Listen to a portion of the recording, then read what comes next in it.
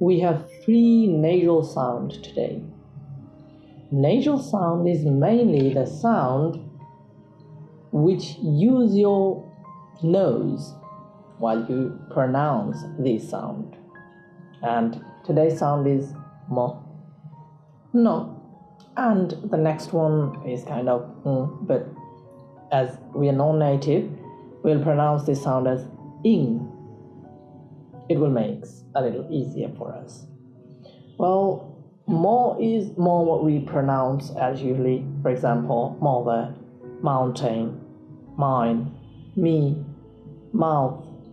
And no is no, nine, neither, no one, none. And ing is, as we pronounce, like ring, especially ing.